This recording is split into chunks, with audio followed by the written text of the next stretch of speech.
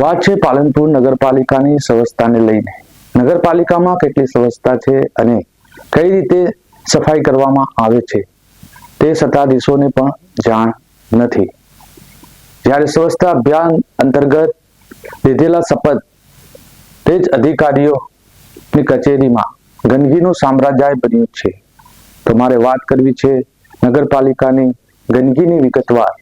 હું છું શહીદ કુરેશી, ધ સિક્રેટમાં આપનું સ્વાગત છે.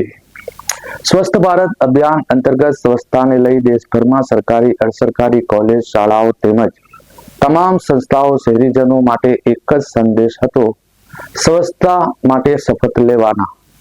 સ્વસ્થ ભારત અંતર્ગત તમામ રાજકીય અને સરકારી અધિકારીઓ સહિત કર્મચારીઓએ શપથ લીધા હતા.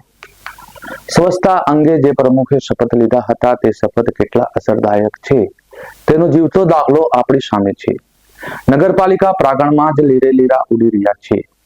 જ્યારે પાલનપુર શહેરની વાત કરીએ તો સ્વચ્છતા ભારતની ઉજવણી દરમિયાન પાલનપુર ધારાસભ્ય અનિકેતભાઈ ઠાકર, નગરપાલિકા પ્રમુખ ચિમનલાલ સોલંકી તેમજ પાલિકા પદ અધિકારીઓ સહિત કર્મચારીઓ જાહેર રસ્તાઓની સફાઈ કરીને ફોટા પડાવ્યા હતા. સોશિયલ મીડિયા પર એવા હાઇલાઇટ થયા હતા કે હવે શહેરમાં આ લોકો સફાઈ કરશે અને શહેરીજનોને નિરોગી બનાવશે. પરંતુ અહીં તો કંઈક ઉલટાનું જ દેખાઈ રહ્યું છે. શહેરની સફાઈ અંગે પાલિકા પ્રમુખ ચિમનલાલ સોલંકીએ દાવા કરતા હતા કે જ્યાં સ્વચ્છતા નહીં હોય ત્યાં ગંદકી કરનાર સામે દંડ કરાશે. ત્યારે અમે જે ગંદકી બતાવી રહ્યા છીએ તે નગરપાલિકા પ્રાંગણની જ છે. પાલનપુર નગરપાલિકામાં આવતા અરજદારો સહિત કર્મચારીઓ માટે સારા ટોયલેટ અને વોશ બેસ બનાવેલ છે. પરંતુ ટોયલેટ અને વોશ બેસની દશા જોઈ લેજો. ગંદકીથી ખદબદી રહ્યું છે. જ્યાં જુઓ ત્યાં ધૂમ્રપાનની પિચકારીના લીધે ગંદકીથી ખદબદી રહ્યું છે. જ્યારે એક ટોયલેટને તાળો છે તો બીજા ટોયલેટમાં જઈ શકે તેવી વ્યવસ્થા નથી. અરજદારો માટે શુદ્ધ પાણી પીવાની પરબ બનાવેલી છે તે પરબની ચારો તરફ ગંદકી છે તેમજ નળ પણ સુરક્ષિત નથી.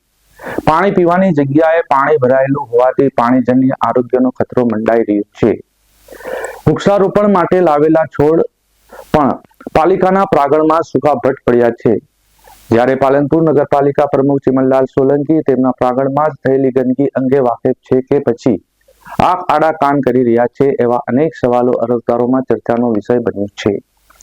કરોડો રૂપિયાની ફાળવણી સ્વસ્થ ભારત પાછળ કરવામાં આવી છે, પરંતુ તેમના પ્રાંગણમાં જ ગંદકીથી ખદબદી રહ્યું છે તે અંગે તેઓને કોઈ કહેનારો નથી. જ્યારે આ દ્રશ્યમાન આપ જોઈ રહ્યા છો તે નગરપાલિકાના છે અને પ્રમુખ ચિમનલાલ સોલંકીના જ વહીવટ દરમિયાન ના છીએ. જો કે નગરપાલિકા સફાઈ માટે કેટલું ખર્ચ પાડવામાં આવે છે તેની વિગતે પૂછતા તેમની જોડે કોઈ જવાબ ન હતો. ત્યારે શહેરને સ્વસ્થ અંગે દાવા કરતા હોય છે, સ્વચ્છતા પાછળ કરોડો રૂપિયાનો ધુમાડો કરાય છે, ત્યારે તેમના કચેરીના પ્રાંગણમાં જ આ ગંદકી ખદબદી રહી છે તો તેમના દાવા પોકળ સાબિત થાય છે. શહેરની સ્વચ્છતા અંગે શું કરશે તેવા અનેક સવાલો લોકોમાં ચર્ચાઈ રહ્યું છે. નગરપાલિકા પ્રમુખ ચિમનલાલ સોલંકીના સમયગાળા દરમિયાન શહેરના વિકાસને લગતી ગ્રાન્ટો પાછળ કેટલો વિકાસ થયો છે તે અંગે ખરેખર એક તપાસનો વિષય બન્યો છે.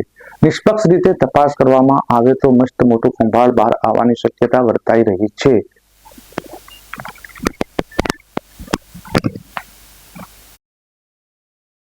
આમ નગરપાલિકાના અંદર અનેકવિધ વિકાસના કામોની સાથે સાથે સફાઈના અંદર પણ ડોર ટુ ડોર કલેક્શન 64,000 પ્રોપર્ટીને આવરી લેવામાં આવેલી છે અને 15 કિલોમીટરના રોડ રસ્તા રોજની સફાઈ પણ પાલનપુર નગરપાલિકા દ્વારા લોકોના સુખાકારી માટે અને સ્વચ્છતા માટેના કામો ચાલુ છે.